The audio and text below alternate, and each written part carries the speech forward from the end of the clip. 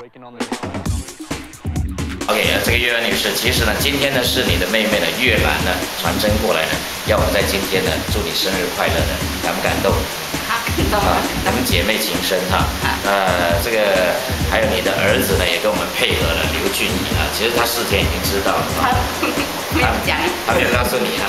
哦，他配合度很高。那么你有什么话要跟你的妹妹月兰讲呢？谢谢她了，她每年都记得我生日的。哦，那平时这个姐妹都怎么跟你庆祝？吃饭哦。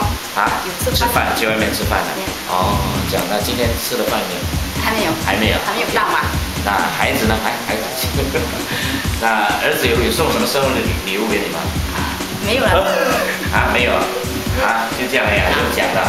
哎呦，妈妈养你这么大，有没有想到？听话就可以了啦。哦，听话就是最好的生日礼物。乖，听话就好。OK，那这样毕业了是吧？好。毛利明年。明年明年成绩好不好？还可以啊。还可以啊，要不要考几个 A 给妈妈看一下？他不会考 A 的啦，这个。